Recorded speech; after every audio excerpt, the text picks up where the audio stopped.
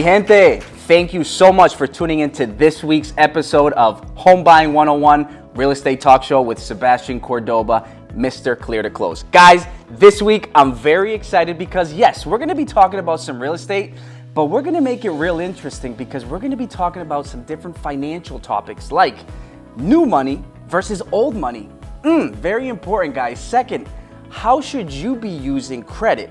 How should you take advantage and make credit work for you, right? But third topic, which is very important, is what kind of mindset should you have to get yourself financially ready to become wealthy, right? Invest into real estate and become a homeowner. So guys, aside from the topics that we're gonna be talking about, I also have a very special guest. I have Wilberto Rodriguez from ReWealth Group, who's gonna be joining us and answering all these questions with us. So please, guys, don't miss it. Tune in, share it, like it, subscribe, and let's talk about some real estate.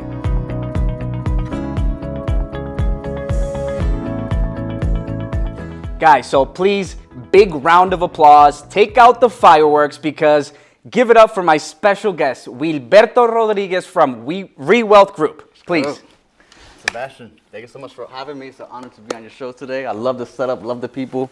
I love it. Love it, man. And thank you so much for coming. I know, we're busy. We're helping out the community. It's very important for us to come on here, educate, and share the knowledge and what we have in here, right? Yes. So, Wilberto, let's get right into it, right? Absolutely. So, Let's go. Please tell me a little bit about yourself. What you do, where you're from. Talk to me, man. Let's get to know you, please. Let's go. So, yeah, absolutely. So my name is Wilberto Rodriguez with ReWealth Group. A little bit about myself is I love to help people. I think we're always in the people business no matter where we go, and we're always somewhat like selling ourselves. But more importantly, making relationships, which is the biggest key component in life. A little bit about myself, my background is I used to work in finance, I still continue to work in finance, but that's how I actually started. Nice. My family's military, which was a big part of me and where I wanted to go into. Wow. But there was a hiring freeze back in 2011 when I was actually going into the state police. Okay. And I decided to start my own business. And during that process, after a business was started, about 2 years later, I received a phone call saying, hey, we're hiring, we're back in. But I was like, I already started business. So I ended up continuing the business and the financial route. And I think it's very important for us to be educated financially because sometimes we don't know where to go. And our advice is very limited to who we know and what we do. And sometimes it's trial and error, which I have done many times. Have, and, that's what's made me become confident in my finances and the ability to share what I have learned throughout the years. Love it, man. I love it. So that's beautiful. And thank you again for coming out. I want everybody tuning in to take out the notepads, take out the iPads, because we got a lot of information going your way. Let's just dig right into it, right? Let's indulge, right? Yeah. So first topic we're talking about, new money versus old money, guys. So very interesting topic. Wilberto, please tell me, what are we talking about when we're talking about new money versus old money? Absolutely. So before we start, money is just a tool. Money simply amplifies who you are as an individual. So if you're a very giving person, you have more money to give. If you're a very tight and stingy person, like Mr. Scrooge, let's say, for example, you have more to be tight with. Okay. So money is just a tool in our lives, but it's important to know how to use that tool. Okay. All right. So basically, new money and old money, you can always look at people and say, hey, that guy's old money, where it's the Newports, where it's the Hamptons, wherever the case may be. But also this new age of where the new money is coming from. Okay. And there's no right or wrong, essentially, but it depends on who we kind of get our information from. So, and sorry to cut you in, but when you're saying who you're surrounding yourself with or who you're taking advices from, or what do you mean by that? I mean, absolutely. So sometimes we are in a situation where, hey, Uncle Joe Schmo said, hey, it's not the right time to buy a house right now. And, in fact, any time is a good time to buy houses right now, as long as you're ready. Yep. Depending on the outlook, right? Yes. If it's a 3 to 5, maybe, but on a long term, real estate has always done well. The stock market has always done well, and all types of asset classes have done well over the long term. Okay. So you always have to have that time horizon. So, and who you surround yourself with is who you become. I like to be around players such as yourself, other people in the community, both statewide, regionally, internationally, right? Because these people have done it before me, and I want to learn from the best. Okay. As much information as I provide too, I don't always like to be the smartest person because I'm always learning. And I think you're always going to continually learn into that aspect. So who you surround yourself with is who you become. Okay. And that is in any kind of aspect in life. If you want to grow, you want to be around people who you aspire to be. Because sometimes we get comfortable in this level of life that doesn't allow us to get to this next level. Or sometimes we're scared because if we do jump to the next level, for example, now we're at square one, but at the next level. Okay. You know? So yeah, so that's very key, very important. Okay. Yeah. So I like that. So basically, you know, kind of jumping not so much forward onto the mindset, but kind of bringing it back to the first topic. Sure. Is it's kind of a mindset that you need to have in order for you to first figure out, hey, listen, if I want to own 5 properties over the next, 5 years, Yeah. how do I need to set myself up, right? Should I buy a single family first, or should I start with a 4 family, a 3, and a 2, and a 1, where it's generating a cash flow? Correct. Another asset allocation. Absolutely, yeah. Right? Assets is very key. I think you hit the nail on the head. We're doing deep dive into that part right now. Yeah. What I would do, for example, is if you're young enough, before you get married, let's say you do have a spouse, everything's getting kind of mixed together, you guys are ready to make that next step, which is the ring and get married, make it solidified. You go get a property, 3 to 5 family, Okay. or 3, up to a 3 family, and then I get a property up to a 3 family. Now Okay. we have 6 doors. Okay. As opposed to, and we could take advantage of, let's say, the FHA 3.5% down. Okay. And I think that creates something where now we're generating cash flow. We have our financial lessons because delayed gratification. We want the big house right now. We want that white picketed fence. We want maybe that condo, that sky rise or whatever. But let's use OPM, other people's money, and have somebody assist us with that. We're providing a place to live, also a place for live to ourselves. But now we're benefiting because if we get married, for example, not you and I, of course, but Appreciate the offer. absolutely, then that 3.5% comes out the window if you're a first-time home buyer. Yep. So Yep. I think that's very key when you in a relationship. Who you pick as a partner is key. Especially in wealth building, absolutely. So that's a great topic, guys. So what we're talking about, just to kind of summarize, is where, if you're looking to buy a property individually without, going into a joint marriage or joint application in a purchase, you could take advantage of purchasing properties individually using your own debt to income ratios and creating a cash flow and wealth that way. That way, once you do join forces, you're bringing more assets into that marriage. Correct. It's a partnership. It's also a business relationship. You should look at it Yeah. aside from the beautiful love that you create from that. But don't let go of that business mentality because it's at the end of the day you have tenants, which is a business transaction. You're filing taxes, which is another business transaction. You're trying to make sure you're financially putting yourself in the best position. Yes, right? yeah. It's logic over emotion. We have to be emotionally logistical, right? We got to look at it that way because sometimes when we get into the emotion part, we want this, we want that, and we have this vision for ourselves. But there's a lot of steps that you could take advantage for that. And going back to the new money and the old money, for example, old money created a wealth a certain type of way that may not still be available to the new generation, for example. Okay. And so. Can you give us an example? What do you think? Sure, absolutely. So, look at my grandmother. I could say, hey, she bought that house for $32,000, where now it's worth maybe $280,000, for example. That doesn't exist right now, but maybe right now in the future stuff, we'll be like, hey, we bought that house for $280,000, and now it's worth $760,000. Okay.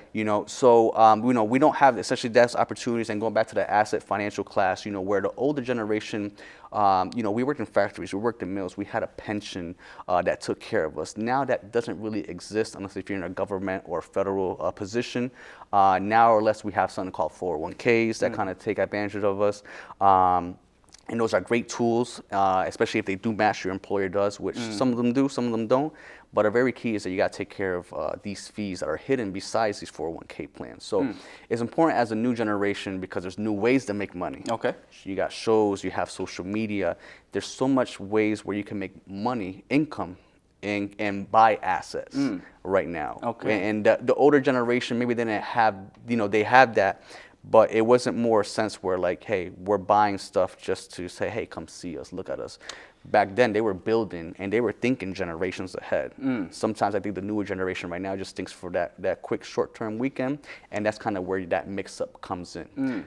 And again, not wrong or right, No. because it's old money and they made it their way, and there's new money and we're making it this way. That's right. And so the fusion between the two and kind of seeing looking ahead, follow where the money goes. And you'll be able to see, okay, hey, it's a good time to invest in this. Maybe the Airbnbs are right. Maybe the churros are good. Maybe we don't care about loyalty reward programs with hotels, so that Airbnb now becomes a factor. Okay. You know, so there's all these different aspects, but we have to be open to the possibilities.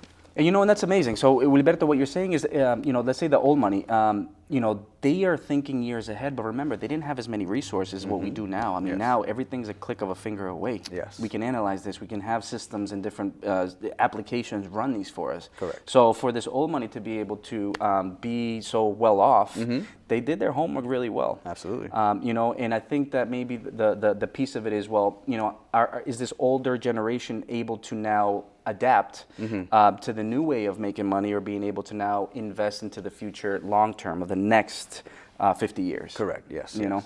Absolutely. So, hey, guys, please, you better be taking notes. I hope this is the first page is already filled up, because this is very crucial information. I mean, any last little pieces on that little topic before we kind of move into the credit? No, I was just tune in and learn about the old ways. History kind of tends to repeat itself. Okay. So it's something that we could take away from old money is how it was built and kind of where it's going. Okay. So don't overlook it. Always maybe analyze it and use it to now get into the new generation. Now, before we kind of switch over, so new money, for example, like the crypto and the investments and the Airbnb, it's new opportunities, what you're talking about, where now you can invest now in order to set yourself up for the future, 50 years or 20 or 15 years, depending on your game plan, right? The way to make money now is so much easier than what it was before. Okay. But it takes work. It does. And so if you're willing to make the commitment and put in the work, a lot of people I always say, like, they look at me as an overnight success. And when I talk sometimes, I always say, hey, I am a 22-year overnight success. Okay.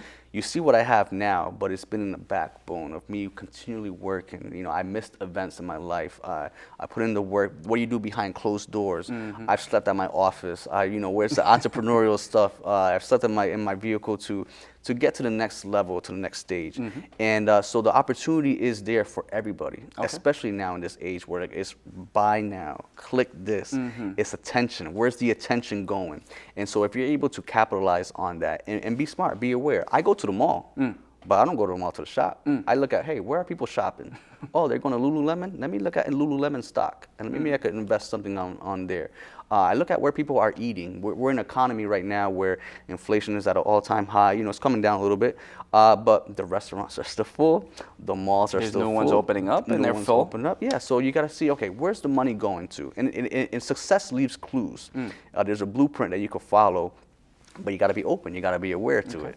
So. And have like-minded people, or maybe people who have been in that game or are successful enough to be able to share that knowledge. Yes. This isn't something that you're able to just kind of stumble across on Google. Correct. But if you do, you don't know if it's backable, right? So so that's amazing. So guys, before we're switching on, it's very important just to kind of summarize is, it's very important. There's no right or wrong, right? It's new money, old money. It's just everybody's making money. At the end of the day, it's just a matter of making yourself open your eyes, see the opportunities, and make a smart financial decision to see how you can make a smart investment for a long-term retirement driver. Yeah, like we're not after the money, we're after the opportunity of what money allows us to do, which is time and freedom. That's the main thing. Sure, money isn't important, but it's ranked up there with air and oxygen and health. Okay, it's awesome. up there. It's up there. It's almost absolutely. So you want to get to it, you want to amass it, and more importantly, you want to keep it and know how to manage it. Yeah. So awesome, guys. So next topic, because I love this next topic. It's very important. It goes dear into my heart, is credit. How can you take credit, use credit to your advantage, right? How can you use credit to your advantage, guys? Very important topic. So, yes, for us, very important for you to buy a home. We need you to have credit, right? But it's very important for you to be able to manage that credit. Yes. So what do we need? At least a minimum 600 credit score for you to be able to qualify and buy a home, right? What are good train lines that you may have in order to create a credit score, right? Is a credit card, a student loan if you have one, an auto loan. Those are all liabilities at the end of the day, nothing that's generating you income, right? So how can we start using this credit to your advantage? How can we maybe get something out of all the expenses and everything that we spend every day in order to get something back, right? So, Wilberto, kind of let's drive the bus here. Let's go right into it. Gotcha. Talk to me, man. Yep. So credit for me, my first experience with credit, I used to work at Foxwoods. That was my first job when I was 16 years old. I worked all through high school. And in the casino, there was an actual bank before. And that was my first checking account. It was with a credit union. Okay. So I walked in. I still remember her name. Her name is Lisa. Okay. And she got me into my credit journey. So she first came in. She said, hey, you open up the account. We have direct deposit, et cetera, et cetera. You should look at getting a secured credit card. And I was like, oh, a secured credit card, what is that? So basically, when you're young, at 16, or let's say you don't have to be, let's say you don't have any credit at all, you would need to build credit. So they started me off with a secured credit card. And what that is basically is that you put a deposit on a card, and then they report it to the 3 major credit bureaus. Okay. And then as you use it monthly, it reports, and after 6 months or so, as long as you paid on time and did everything well, they give you back your deposit, and now it turns it into an unsecured line. So I look at it as a gift card, right? It's preloaded, you use the gift card, then you pay it off, and now you have that money back.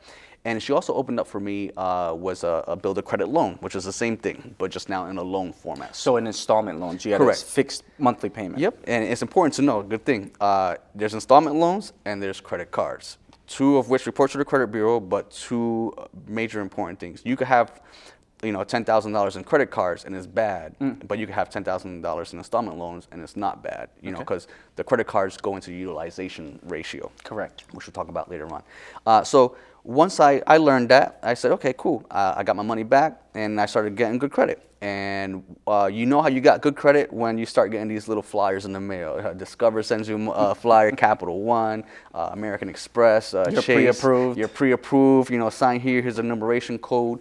So I knew I was on my way. And, still being young, so my Capital One Platinum, was that card. Okay.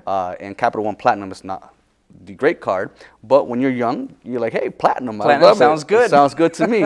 But it was a start, and it embarked me in my credit journey. I still have that credit card open today because it has the most history. Exactly. It has all these years of history of on-time payments and so forth. So never close your credit cards, if anything, because what that does is just cuts down your age and your credit history. Which is one of the factors that influences the credit score, absolutely, right? Absolutely. So, and again, hey, we're human, I'm human, you're human. I've gone through downfalls in my life. I've had bad credit. I've gone up on that roller coaster. I was at a 523, 4 something, paid late. But that was when I was younger and I didn't understand. I just thought, hey, I'll swipe a card, sure, pay it. Then or never have to pay it. Or never have to pay it, yeah. And there's something called interest that you don't really know about, but you're just making the $25 payments because that's what you could afford. Yeah. And so I made that mistake when I was younger. But because of that mistake, I've been able to learn and grow and teach because of the lessons that I've gone through. Yep. And so I really think that credit is super, super important. It's really what opens the doors for creating assets and wealth through real estate and all these other options. And I'll give you a great example. I mean, I had family members who, for example, said, "Hey, I have $200,000. How much home can I buy, or how much can I borrow?" Yeah. The bank will only lend you $200,000. You got to deposit that in, and they'll lend you the money, like a secured credit card, right? Because you have no credit. Exactly. There's no employment history. There's nothing on the paper that the bank is going to lend you money, because there's nothing for them to be able to say, you know what, there's enough factors or different factors in there, variable factors that are going to have you to repay us back, right? So, but then I say, hey, if you can have this $200,000, right, but you have credit score, you have employment history, you have good income, right? Now the bank's not going to lend you more than $200,000. You can put that towards the down payment to reduce the monthly payment and put yourself in a better position, right? So yes, down payment assets is very important. Income credit is the most important, because without credit, no lender is going to be able to look at your history and determine if you can repay that back. Correct. It's important to understand what credit is composed of. So the biggest factor, the 2 biggest factors are payment history. You never, ever want to pay something late. Even if it's $25 or you got to borrow that money, you got to find some way to get that money to the creditor. Because if you miss that one payment, it's detrimental, and it takes months, sometimes years to get back to that 100%. So you have payment history, you have utilization rate, right? So what does utilization mean? Just to explain it to everybody. Sure, absolutely. So for example, if you have $10,000 of available credit, let's just do two scenarios, right? So person A has 1 credit card, and it's a limit of $10,000. Okay. If he uses the full $10,000, he's at 100% utilization ratio. Which for the lenders, they look at that as, hey, this guy's over leveraged. Maybe he doesn't know what he's doing. He's depending more on the credit than his income. Exactly. Now, person B, let's say person B has 10 credit cards and they're all 10,000, and he has the same $10,000 balance. Spread out through each. Or even one. He's at 10% utilization. Why? Because he has a total of 100,000 available. He's still using 10,000, which is person A is using 10,000, but now he's at 10%. So he's still below the threshold. You want to stay below 30% at max, and at max maybe 50, but you want to pay your credit cards off in full every month anyway, because why should you pay 15, 20, 25, 30, 35% interest to somebody? Yep. Unless it's an absolute emergency, which we know it happens. We've been there, right? But overall, you want to avoid that. So that's what utilization ratio is. And the more credit cards you have, the less chance that you have to go up, as long as you're responsible with your money. So we got to make that very clear. You have to be responsible with this money. You have to be responsible with your debt. And so that's the second factor. You want to go into something? Yes, I wanted to touch up on that because it's very important when we're qualifying somebody. It's all about debt to income ratios, right? Yes. So I'll give you a great example.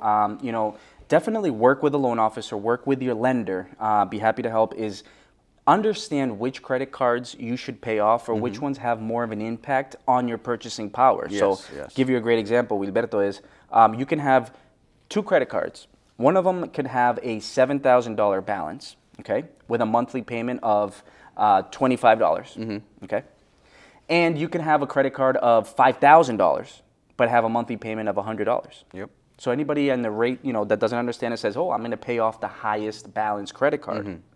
But what we look at is not the total balance. We look at the minimum monthly payment, what's reporting on your credit report, and that's what we use on your debt to income ratio. Yes. So in this case, it's better off paying off the higher balance, right? Correct. Because you have a lower monthly payment. Exactly. Right. Exactly. So, or vice versa. Yeah, absolutely. One key, this is the biggest gem that people don't know about. Sometimes they pay the credit card off in full, but their score doesn't change or reflect because why?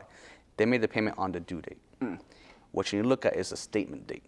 The statement date is when the credit bureau reports to the credit, right? So if Amex, if I pay Amex on the 28th, but their statement date is on the 20th, if I had a balance of 10,000, Amex is going to report to TransUnion, Equifax, Experian that I owe 10,000, even though I paid it off on the 28th. So I'm thinking, hey, it's a zero balance.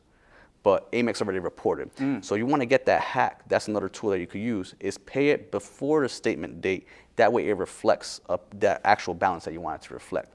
And that's a cool hack that you could use to play around to kind of get you below that threshold, which will increase your score immediately. A lot of the gurus say, hell, make 2 or 3 payments and you'll be good. A month. You only get 1 payment reported monthly. Okay. Only 1. But the joke is, or the trick is that you paid it off on that statement date, so report a lower balance. So open up your statement balance, February 16th through March 16th. 16th might be that statement date. Pay it off by the 16th, and you'll see it reflects a zero balance if you pay it off in full. Amazing. So to recap, guys, please focus on the statement, the credit card statement date. Yep. That's the actual date that the credit card is going to report the balance showing on that date to the credit bureaus, which influences your credit score. Yes. Right. So yes, paying on time is important, but also understanding when your credit card statement date is the most important piece, because if you want to start playing and manipulating your credit, know when that date is, pay off the balance before, so it reflects that balance. Yeah. And if you're still confused, it says in layman's terms statement date, but if you're still confused and you want to ease your hack, just go to Credit Karma. We use this as a base, not it's the end all be all. Okay, so don't think Credit Karma is my Credit Karma is 640, I'm a 640. No, it's just a tool. Usually 30-40 points off, right? Correct. Yeah, because Credit Karma uses a Vantage score, which is different than a FICO score. Right. Okay, but go to Credit Karma, use it as a tool. Okay, so go to Credit Karma, you go into utilization, and then you'll see all your accounts. Click on each account, and it shows you what the statement date is. So that might be easier hack as opposed to logging into each credit card individually. Okay. Just go to Credit Karma, and you'll see it there. And since we're on that topic, before I go back to the other part, so Vantage score, right? That's what there's a Vantage score and a FICO score. So what does that mean? Tell me. Sure. So it's composed. A lot of people think about, hey, my credit score is 690. I'm good. Or 720, and I'm fine. 740. When you look at a FICO score, the FICO score gives you an actual real profile of who you are as an individual. Okay, so your score is just a score. It's not the end all be all. Your profile gives you a different story that the lenders look at. Okay, so how did you handle that card payment? What's the highest amount of card payment have you had as far as loan wise? Did you only get a $30,000 loan? Did you get a $60,000 loan or $90,000? How many times have you had history paying off these loans? Whether it's installment, whether it's a credit card, whether mortgage. So there's all these different factors that make your credit profile. And so your profile is not just a number, even though that's what most people look at, but it's all these different details on the back end. And that's what the FICO does. The FICO is actually a true score that shows you what that is. And it's generally, like you said, 30 to 40% higher, points higher, I should say, than the actual Vantage. And I love it. So, I mean, in talking about credit pulls, right, I get a lot of clients who, when we pre-approve somebody or any lender pre-approve somebody, is very important to take a full picture of everything, right? Understanding, taking a look at the credit report, all the income documents, because we want to take a full analysis of your income, right? So hard inquiry when we pull your credit. I get a lot of people who get scared when we pull credit. And think about it this way: first, you take care of your credit for the biggest investment of your life. It's to buy the first home. Well, congratulations, we're here. So we have to pull the credit to start getting into that first step, right? So that's the first. Second, when we pull your credit, for a mortgage, it's actually not that much of an impact when you compare it to a credit card, an auto loan, or a personal. Why? Because it's considered for housing, it's a necessity, right? Correct. So the impact on your credit will be minimal compared to other credit pulls, which, the first step is, speaking to a lender, seeing where you guys stand. If you need to work on your credit, it's taking a look at that credit report, maybe running it through a credit simulator, telling you what exactly you need to do to then get it up higher, or speaking to a professional and saying, hey, listen, let me take a look at it, let me analyze it and say, this is what you need to do. Absolutely. Right? Absolutely. And so, so the last remaining factors, we talked about the payment history, we talked about utilization, there's credit mix, there's the inquiries, and there's the age. Okay. So the age, for example, right? Why do I still have my Capital Platinum card open? It's because it has, let's say, almost 18 years of credit history. Yeah. So if I only had that one card, it would show 18 years. That's my oldest account. Let's say, for example, if I only had 2 cards, depending on what scoring model you may look at, if I open up an account 18 years ago and I opened up one today, now my average of the 2 is 9, even though my oldest is 18. Okay, so that's another factor that you can look at. Okay. Credit mix, like you just mentioned, vehicles, installments, mortgage, credit. Who are, right? You might be looking at Visa, MasterCard. Yeah. Do you have something with Discover? Do you have something with American Express? Do you have something with Barclays? Right, because all these guys have different standards of credit that they look for. Okay. And then we talked about the age and then utilization and then inquiries. Yeah. So I mean, awesome. So guys, I think now we got a whole notebook full right there. Absolutely. I mean, come on, that iPad must be going down low or full of gigs because you know what, this is valuable, guys. And I think before we switch or move on from this credit topic, I know you've got some more knowledge and peace in you. Sure, yeah. So tell me a little bit of how now we can start using, so we understand what factors make up your credit score, how important it is for you to manage your credit cards, your personal loans, just your credit in whole and together, right? But what's the best way for us to be able to use credit if we have daily expenses, if we have a business, we have an Airbnb where we have to spend money in order to be operational, right? To make it work. Absolutely. So how can we now use credit and leverage it in our best way? Absolutely. That's my specialty. I'm glad you brought that up. So in one of our classes that we teach is how to utilize this credit. Okay. A lot of people still think cash is king, and to a certain degree, yes, it is, up to a certain amount, and that's later on. But for other part is, don't pay with debit, pay with credit. Okay, credit also gives you insurance, depending on which kind of credit card that you have, that allows you to extend the warranty, allows you to return something if something is damaged because you bought it with that specific credit card, or lost luggage, you're protected. So it's another layer of protection that the debit card does not give. Okay, there's many credit cards that give you points, miles, cash back. There's 0% balance transfers, and so you want to learn how to play this game. There's rules to this. Okay. So let's start with 0% or balance transfer. Okay. We'll break that one down. We'll break them each of them down. A 0% means you're financing whatever amount on that card at 0 interest. Some of these could be 12 months, 18 months, 21 months. Some store cards also offer them. Maybe Raymore Flanagan, you bought something, Best Buy, etc. But the biggest ones are like Wells Fargo, Citi, and certain intro cards at the bank will allow you to get 0% interest or balance transfer. Now, the balance transfer is a big hack that you could use, because if you have a balance of $10,000 at 29% and you open up this new card at 0%, and you could transfer that balance from 29% interest to a 0% interest, now you're saving money on the monthly payment, because of 0% interest on that dollar amount, 10,000 for example, and you're saving interest in the long run, because most people just pay the minimum payment. Okay, and it's going to take you a year, 2 years, maybe 3 or 5, depending on how big that balance is, to pay that off. And we don't see that. We just see, hey, $25. We're operating on a certain budget. Maybe we might be maxed out. And again, if you're doing a hardship during that time, I understand. But if there's no hardship, there's no reason why you should have a balance. So we took care of that one. Every month we have fixed monthly expenses. Okay. So another thing that what does that mean? Sure. What we teach in our class is, when you get that credit card, don't go buy the TV. Don't put those rims on the car. Don't buy, don't put the tints on the car, stuff like that, the big stereo system. Or before you go to closing, don't go to Jordan's Furniture and pull a credit card and max it out with the furniture, because it's not your home yet, guys. When you have a pre-approval, do not touch anything. Do not inquire about nothing, because your approval was based upon your score at the time that they pulled it. Yes. So going back to these fixed expenses, okay, every month, outside of our mortgage, even though there's a credit card that you could pay mortgage on, I'll get to that later on, we're going to have what? Car insurance. We're going to have gas, maybe maintenance. We're going to have food, some type of entertainment, our streaming things that we use, whether that's Hulu, Netflix, Amazon, Apple Play, our internet, our Comcast, and our cell phones. Okay, so those are fixed expenses, meaning they're not going to change, meaning they're a necessity to life, right? We need food, we need a housing, we need insurance, we need internet, stuff to operate. So usually those monthly expenses are not going to change. Now, instead of paying with a debit card, what you're going to do is pay with a credit card, so that you could get rewarded for your spending.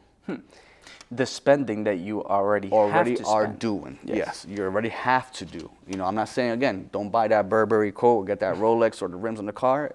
These are fixed monthly expenses that don't change. All you're doing is changing the method of how we pay. Instead of paying with the debit and getting no rewards, we're paying with the credit, and now we're taking the money that was already in the bank and paying off the credit card. Okay. So we got to make that distinction, because if you don't pay that off, it's not a win-win for you. That's right. Okay. So what that allows us to do is open up cards as your credit gets better. It exposes you to another realm of money making.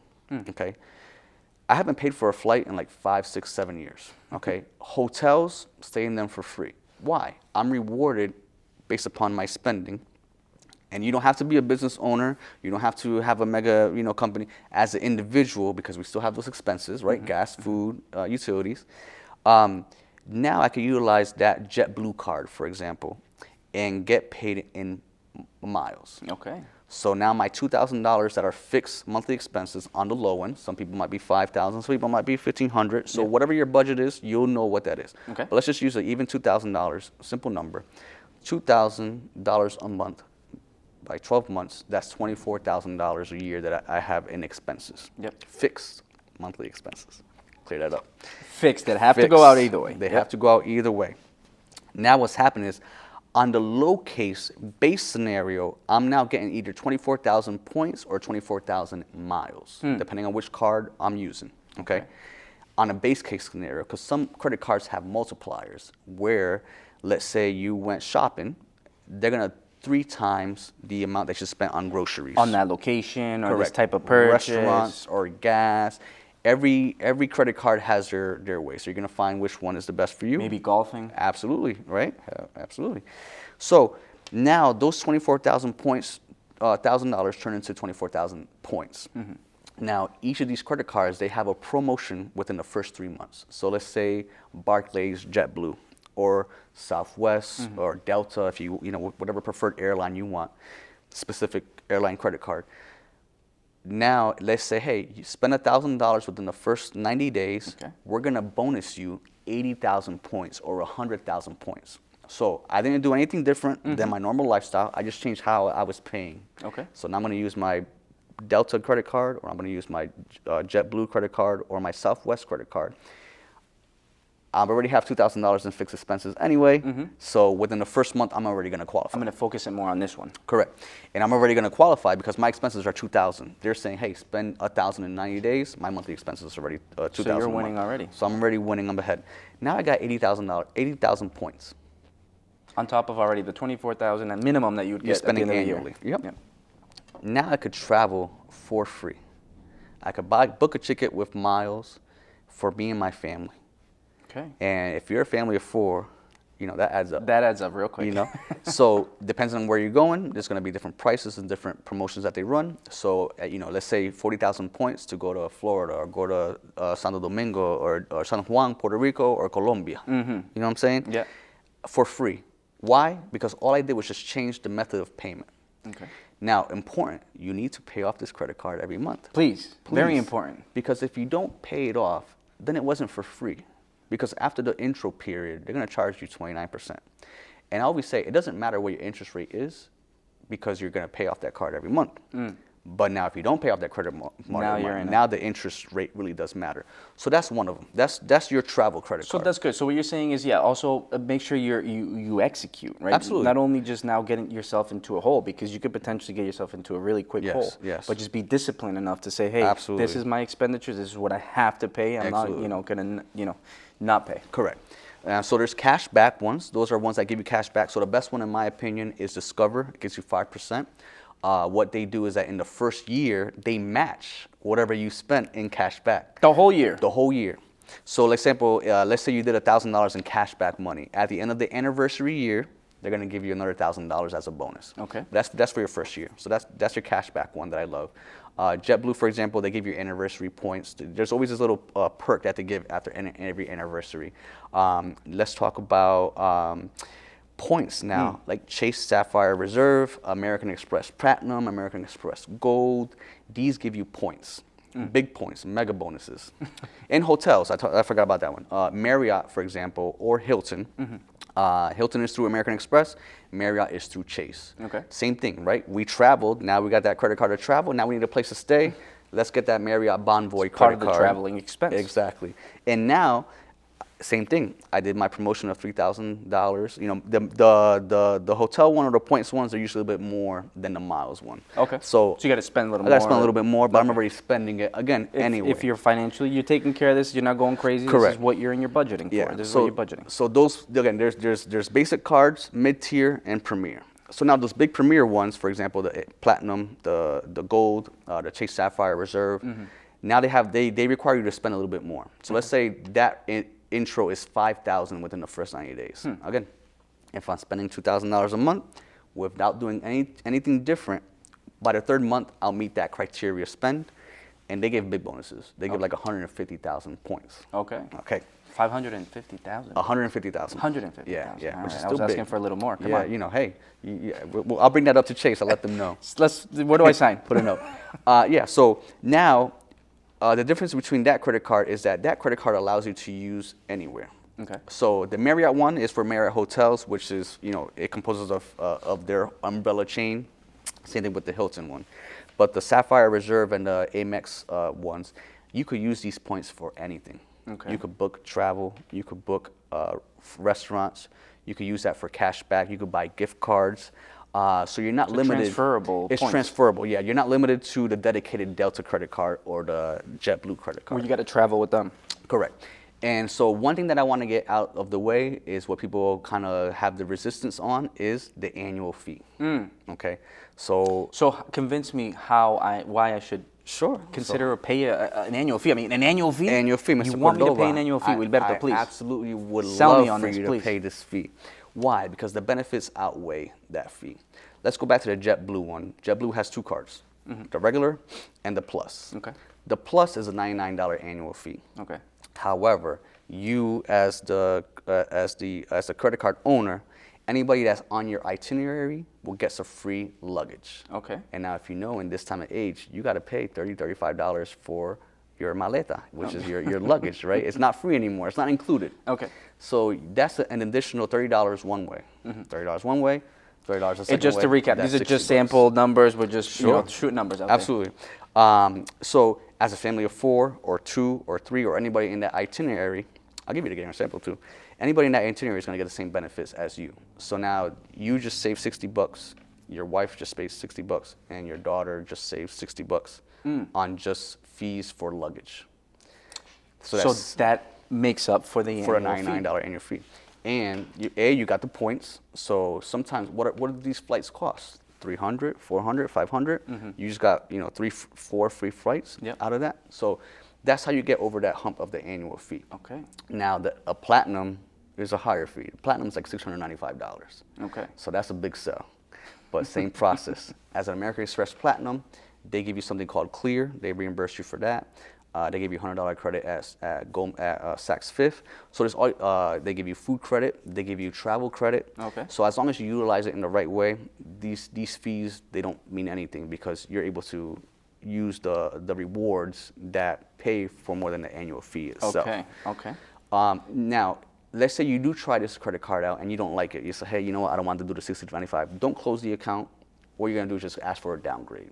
Say, hey, I don't want the platinum. Give me the blue because the blue is $0. Okay, so you can go down in categories. So you can go down, still keep the history. Okay. Oh, it keeps that line Keeps the open. history. Thankfully. Okay, so this is good for us. Correct, yeah. So you're just downloading. So the platinum is good for traveling. The gold is good for dining. All these credit cards have different perks, and you want to utilize them for those specific things. However you spend your money. Yeah. Now the biggest hack, all right? Tune in, guys, please. So the biggest hack, and this is a big one, guys. Right? Our monthly expenses are the same. Yep. You get one, and then now your wife gets one. Credit card. Yeah. Okay. So you got the JetBlue. Okay. Your wife got the JetBlue. Okay. You wait the 3 months, right? Because you don't want to go overboard. You still So got your two fixed separate, monthly we're not joint. separate, right? Yeah. Okay. So you got that credit card. You got your 80,000 points from JetBlue based upon your monthly expenses that didn't change. Okay. Now you tell your wife, hey, you get the JetBlue credit card, and you get a referral fee for referring her, so you get a bonus. And she does the same expenses because they're not changed. You're in the same household, and now she got 80,000 points. And now combined, you got 160,000 points, and that's like free travel. Okay. Hands down. Guys, wow, guys, blown minds here. Yeah. Jeez, so, this is amazing, guys. So, aside from first knowing how to manage credit, because it's very important. It can be a very quick downfall if you don't know how to manage it. But once you master it, or if you're able to connect with a professional, be able to kind of pick our brains and be able to say, hey, what's the right step or what's the right way? There's an advantage, a huge advantage where you can use credit to your advantage. Correct. You can actually, consider these expenses and implement them into the credit to reward yourself for the expenses that you naturally have to spend anyways, right? And if you're a business owner, then that just compounds because business owners have big More expenses. expenses, okay. So all depends on your income level. Okay. And again, you hit the nail on the head. The most important part is, let's say you're the good person, you pay on time, they don't like you. Yeah. But let's say me, I pay late, I just pay the minimum fee. Yeah. They love me. That's what and they now want. it's no longer free. Now it's no longer free travel. Now it's no longer free stays because now they're getting 29% interest on me. And now that's when it's a big issue. And now you're trying to catch up. And it's a big thing. So with great power comes great responsibility. Yep. Absolutely. So with great credit comes great responsibility. Absolutely. Absolutely. So guys, that's a great topic. I mean, credit, that's huge. So we have new money versus old money. Great topic. Next topic was, how can you use credit to your advantage? A lot of different ways that we were able to pick Wilberto's brain and educate ourselves.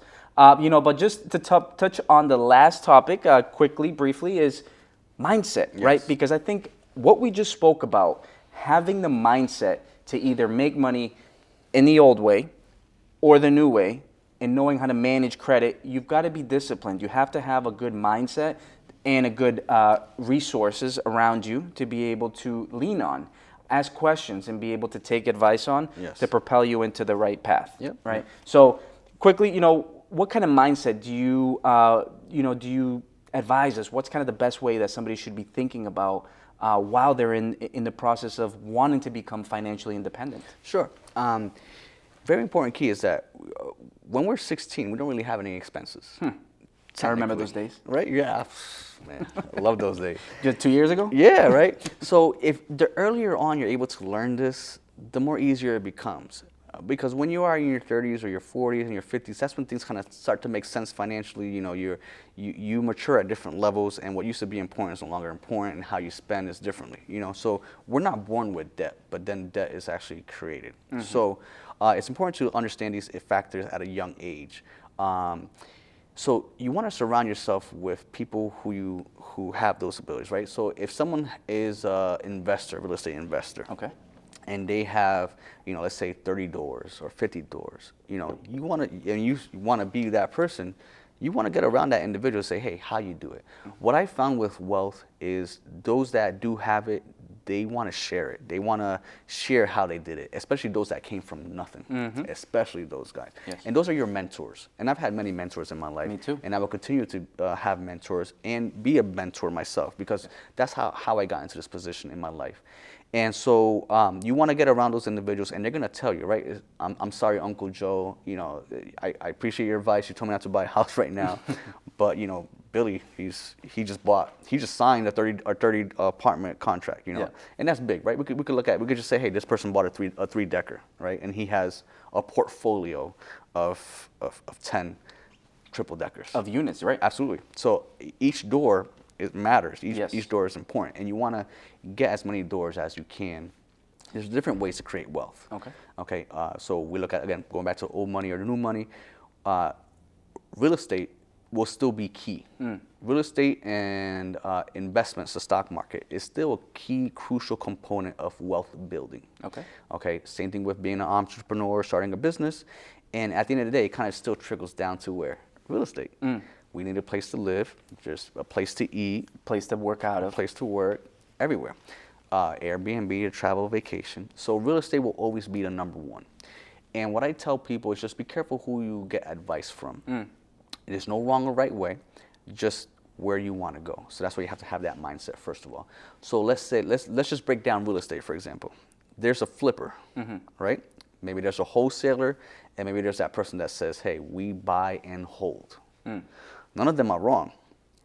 But if you talk to the flipper's going to tell you what? Hey, all I do is buy and flip. That's the way you should do. This Do the is how bird you- method, you know, put lipstick on the pig, and all we do is flip. We don't do that buy and hold stuff. And he's not wrong. There's no right, but that's just how he did it. That's the way he makes his money. Correct. And the same thing with the buy and hold strategy person. He's going to say, hey, all we do is buy and hold these doors. They appreciate over time. We refinance, take the money, we duplicate it, blah, blah, blah, et cetera, et cetera. Yep. And those people will say, hey, we don't do the stock market at all. Why? Because that's their specialty. Yep. What you want to have is a well-diversified portfolio. You want to have a little bit of everything. You want to have some money in the market. Right now, the market is tanking. It's on its way down. We're essentially in a bear market. But that's where the most money is made, right? People are scared of that because they could see the money get lower. Diminish. Yeah. You can't really see your house value go down unless if you're on Zillow every day, but we don't want trust Zillow anyway. So that's powerful. You're saying you can actually see the numbers and Yeah, see it diminish. absolutely. Where in value, real estate, it's a long-term It's a effect. long-term effect. You're not really thinking about it until it comes time to sell. Then you go to appraisal and see what's going on. So it's really important to be disciplined when it comes to assets, when it comes to investing, and those two are the main components. Okay. Now, outside of that, we have the 401k, we have a Roth IRA, individual retirement accounts, we have a self-directed or a backdoor 401k. There's ways of Airbnb, Truro.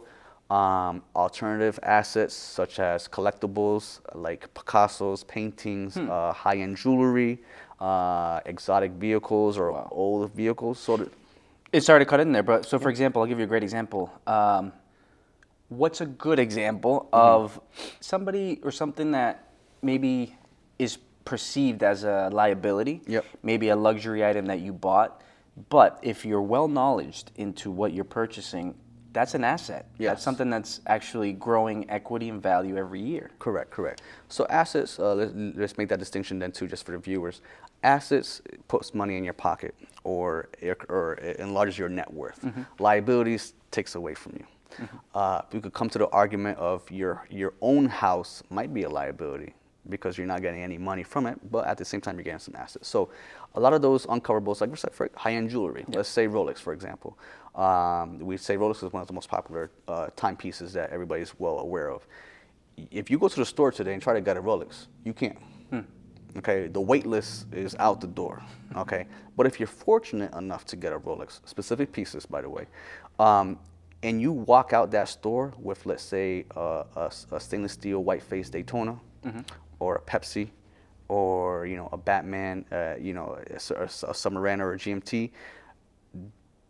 When you walk out that door, you just doubled or tripled in value, depending on which one that you got. So, compared to, let's say you buy a vehicle. Yes. And you drive off that lot. Yes. That depreciates. As soon as you turn on that key and you drive and you put a mile on that car, it's no longer a new car. It's used, and you're going to get maybe KBB value. Hold on a second. So you're telling me I bought a brand new car driving off the lot and it depreciates that quickly? Sure, absolutely. Again, now it depends on the car. No, right? but the majority. But the majority, yes, 90%, 95% of those cars, and you turn on that key, everybody wants to flex. I haven't bought a new car since 2005. Okay. I buy CPO, or I rock the wheels off the one I had. The last car that I had, which was my S550 that unfortunately I crashed, had 268,000 miles on that car. A Mercedes-Benz that had many miles, but you maintained it. I maintained it, did all the work at the service, and guess what? Unfortunately, I did total it. I totaled it at the height of when the cars were doing with good. The whole pandemic. And I got a $38,000 check for that car. Okay. It shouldn't have no reason, no business getting that much money for that car. But that's a car. So for example, that's in a rare case. Exactly. But that car brand new was like 120. Okay. So obviously it depreciated. But for the general public. Or for example, now let's look at the watch. You buy a watch that's worth this amount of money. Yes. Does it go down once you walk out the store? It doesn't go down. No. So specifically, so let's say Rolex, for example. We can't say, hey, I'm going to go buy a Casio and get the same result. No. That Daytona right now sells, and the Rolex just did a release 2 days ago. Sorry. Yeah. Okay. Every year in March, end of March, they send out their new releases. What watches are coming in, what watches are being discontinued. Okay. And that's what creates that demand, right? You can no longer get this watch, right? Okay. Supply and demand. We know that game, right? Yep. Why did the values of the houses increase? There was too much supply, or too much demand, and not enough supply. Right now, what we're living in is there's a shortage of supply. There's a high demand, which isn't causing the prices to go down. It's causing the prices to go up. Exactly. So Rolex only makes a fixed amount of watches annually, and every year they have a price increase. Every year. So that Daytona, for example, stainless steel with the white face, is $15,150, for example, right now. Yep. A couple years ago, maybe 5 years ago, it was $12,500. $12,500. Yeah, now it's at $15,000. If you're able to get that watch and you walk out that door with that watch right now is selling for $36,000 on the secondary. Okay. So you just doubled in some change on that. That's great news. Yeah, but how would you know that? You have to surround yourself with the right people, have this mindset, and understand how this works. Because the average person might be thinking, hey, what did the Kardashians do? What's the trending Netflix show? And if that's where our attention is, then we're our not really only piece of knowledge that we're getting. Correct. Then we're not really focused on building wealth, and because that is taking too much of our time. So you want to surround yourself with these right people. Again, going back to the mindset, who can I replicate or duplicate that I want to be like? So if I want to be like Cordoba, hey, dress real nice. I have to, save at least 10% of my income and put it away and build up my emergency fund. Be successful, man. Be successful. And one thing is, so my father, a great advice that he always gave me, he said, you want to be successful, you hang around successful people. Yeah. Success leaves clues. Yeah. There's a blueprint, and they didn't get there by mistake. When you talk about success, for example, everybody's self-made, but only the successful admit it. Right? So we're all a product of our decisions. We're a product of who we hang around with.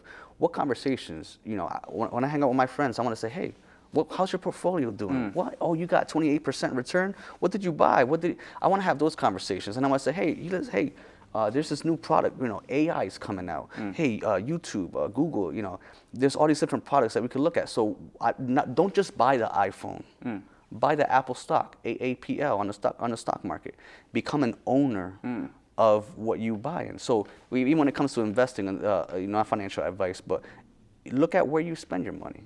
And chances are where you spend your money, everybody else is spending your money. And that might be a way for you to buy stocks individually. although we recommend just buying an S&P 500. You don't take the guesswork out. But buying individual stocks is more sexier than buying just a regular low and slow in the long run game, which is the S&P 500. Just buy an index fund and you're good to go. So again, how you get around those people is mindset. Yeah. If I want to buy a home, I have to think, who do I have to become in order to buy that house? What process do I have to be in place? So I got to work on my credit. If it's bad, you go to a specialist, right? What would you recommend? Yeah, I mean, it's a great question. So the first question that I ask is, similar. Not so much what's your mindset right now, but what's your goal? What's your plan? Yes. Is this your one and only home? You're going to live here forever? Or is this first of many? Building a portfolio. Then we approach it that way. We look at, okay, well, if you want to have multiple homes, then this is the path, right? You should start with multifamilies. Yes. Maybe a 4, then a 3, then a 2, then a 1. You have now multiple units that are cash flowing and paying themselves off, right? But yeah, aside from all that, I mean, what we're looking at is basic factors. The credit score, yes, the credit score is important. 600 and above, right? We can run it through a credit simulator or connect you with a credit specialist who can get you up to that score. Employment history, very important. We always look 2 years back, right? A lot of people have the misconception that you need to be working at the same employer for the past 2 years. No, you can have 1, 2, 3, or 4 jobs. More paperwork, but the important piece is that there is no gap. Right? No gap of employment where you didn't work. That could be tricky. The next piece is the income, my favorite piece. I look at your tax returns, W-2s, pay stubs, all the documentation to then do this income analysis and say, hey, this is the maximum amount that we can use based off of the paperwork. And now is where we determine how much you can afford, how much you can pay. Right? There's a certain percentage of your monthly income that you can put towards a mortgage payment. So based on your credit, based on all these different factors, is what determines which loan program we can put you in, and which percentage of debt to income we can get you up to. Correct. Right? Now, this is your show, but I want to pass some stuff back on to you. So, like, everybody thinks there's a barrier to entry. Like, you have to have this and you have to have that. You have to be a 700 or 800 score. I have to have, like, hundreds of thousands of dollars to put on a down payment. What's that process like for someone who really doesn't have that much but wants to get in, wants to get that bite of the pie? I love it because, and I think that the misconception is that it seems too impossible, it seems too hard. It isn't. There's 5 simple factors. It's the credit score above a 600. It's the employment history. It's the income. The income piece of it is important if you're a W-2 wage earner or if you're self-employed. If you're self-employed, there's a double-edged sword, right? You declare too much, well, you're going to have to pay Uncle Sam his portion, right? But you're going to be able to get into a nice home. Yes. You declare too little, you don't pay any taxes, maybe you get something back, but you're not buying a home. You're staying in your car or you're paying somebody else's mortgage, your landlord's. But the down payment, the barrier to entry really isn't that high. Once we figure out, okay, what type of property you want to buy, which loan program you can fit into, there's different programs. For example, you can buy a home with 0% down. Really? 100% financing, Wilberto. I mean, amazing. Good and bad. Good, you get yourself into a home with 0 down. Bad, you're 100% in debt. Right? And so PMI. And PMI. And the rate is a little higher and it's higher cost. Trade-off. And trade-offs, exactly. And it limits you to a lesser amount, right? But if you have some money saved up, if you can put some skin in the game, like we say, it's so much better. Why? You can get yourself into an FHA 3.5% down or a conventional 3% or 5% down and lower the interest rate, make it more easy for you, flexible, and get you into a good loan program at a lower rate. So it isn't that hard. I mean, I think maybe our culture puts it in a harder perspective, and that's the type of mindset that generations before had. But it really isn't hard. It's a matter of getting together with a professional, like you said, taking the advice, sitting down, seeing where you stand, and seeing what's your maximum amount that you can qualify for. I agree. I think you don't know what you don't know. And sometimes when you take that time to investigate and learn more, you're like, oh, really? This is all I had to do? Like, you're like, you have all this fear and anxiety over something, and then once you know what it is, you're like, wow, that was it. Like, that was it. Piece of cake. It was that simple. But we have this buildup sometimes not through our experiences, but through other people's experiences. And so that person had a bad time buying a home. That person maybe bought at the height of 08, 09 or whatever. They were over leveraged. But those are very far in between examples, and maybe they just weren't protected at the right time, or they didn't have the right guidance such as yourself. Correct. Which now it's so much harder to lend. So Yes. the advice is, I mean, the '07, the '08 crisis was different. I mean, people didn't have to show anything to buy. Yeah. Back in that time, I was working with Citigroup. Okay. And we used to do a lot of loans. We did a lot of our own underwriting. Yeah. My next door neighbor was Countrywide. And what ended up happening is we stopped. We stopped lending. All we focused on at that time was adjustment of terms. And we had 13 branches in Connecticut, and we went down to 3. So Central, Western, and Eastern Connecticut. And we ended up becoming debt servicers of our loans that we were doing.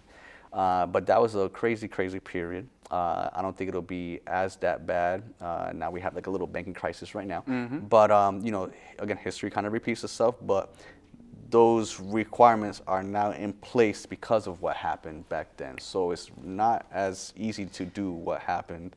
Exactly. So now, I mean, the only thing I'm not asking for is your blood, your hair, or your nails, right? I'm asking for every document that I need in order, to make sure. Think about it. I make it a good investment. So, for example, think about it if you were to lend me money, right? If you're putting your own money that you've worked very hard for and letting somebody borrow it, wouldn't you want to know everything about them? Correct. The credit, what's their capability of paying back? What's their history of paying? Think about it that way. It's an investment, same way. So for you to be most attractive in the factors that we spoke about, credit, employment history, and all that good stuff, that's the first step, is just figuring out what you need. And then from there, well, where do you stand? Or what do I need to work on? How does it make you feel when you get that, for that first-time home buyer? How does that make you feel that you facilitated that transaction, you were able to put them in their home, maybe complete the American dream per se? How does that make you feel on the back end? Oh man, I love it, man. That's why I do it, right? It's a very stressful job. What we do, the numbers and the crunching, and now we're dealing with all parties, and we're driving the bus. We got to make sure this deal gets to the closing table. So it's very stressful. But the most satisfying piece of it is at the closing table, or when we get that clear to close, and I get that notification. I can call you and say, hey, listen, you are clear to close. We can bring you to the closing table. That's the best feeling, because now that hard effort, all that hard work, all that stress that the clients have also been through, because it's a stressful process, it all comes to light, right? It's all worth it. And yes, we make some good money. It's lucrative at what we do. It costs, and it's great. But it feels just as good for a family member to say, thank you, Sebastian. You were able to put me and my family into this beautiful home and change my life. That is just as good as any dollar that I think anybody could earn. Absolutely. So that's powerful. How did Mr. Clear to Close come about? I was always interested in that story. So Mr. Clear to Close came is because, all the realtors, and whenever you're in the middle of a transaction, whenever you hear clear to close, that means that everybody's getting paid. It means that the bank has cleared every condition, and that they have no more requirements from the borrower, from the lender, or from the property, the seller, that they are ready to dish out the money, to wire the money and get you to the closing table. So for me, I said, well, how good does it feel to tell somebody that you're clear to close? Feels just as good as saying, I'm Mr. Clear to Close. Mr. Clear to Close. I love it. Amazing. But no, Wilberto, I appreciate the questions, man, because it's good. And I think that everybody was able to take some very good knowledge out of this. New money, old money, how you can take credit to your advantage. But then most important is the mindset. What kind of mindset should you have in order to get yourself into financial independence, right? Yes, absolutely. Now, before we let these beautiful listeners go, and these people that have been tuned in and listening, what's a last piece of knowledge, something that you want to leave us with, right? But more importantly, Wilberto, what's the best way for all these beautiful people to get a hold of you and reach out to you? Sure, absolutely. So they can reach out to me. I'm at ReWealth Group on all social platforms. You can catch me at ReWealthGroup.com. The best piece of advice that I would give is, I don't want you to be scared to take a chance. We live and learn. I'm successful because I've had many failures in my life. And once you embrace that, that goes in every aspect, not just financially, but in your day-to-day life, spiritually, emotionally, with your relationship with your partner. So take that chance, educated risk as well as you could take, but don't be afraid to make the mistakes. Time is going to keep on going by, and that's something that you can't get back, which is time. So utilize the wealth building. Don't be afraid of it, and don't put a meaning on it that is not attached to it. We might be afraid of wealth because we might have had bad experiences with someone who might be rich or might be poor. In fact, the people who I know have been at the lowest in their lives and made something of themselves and been able to do so much and bless people with the money that they've done. So use money as a tool. That's literally what it is. Use it the correct way. If you feel yourself in a area where you're struggling, or you might be reaching out some kind of hardship, reach out, talk to somebody, seek a professional that they can help you and save you before you get to that last piece that you're running out of dollar, that dollar amount. So don't be afraid, take the chance, seek help. Money is taboo, but it doesn't have to be. And get around like-minded people who share your passion, who are there where you want to be, and pick their brains. I can guarantee you that these individuals will help you, and they will be more than happy to teach you all they know, or direct you to someone who they know that can help you. Awesome. Yeah. Awesome. Willy. Muchísimas gracias, man. Gracias. Thank you so much. Appreciate it, brother. Guys, I appreciate it. I'm so confident that you guys took so much out of this. So again, please like it, subscribe it, comment below, reach out with any questions. And again, guys, thank you for tuning in. I'll see you guys next week.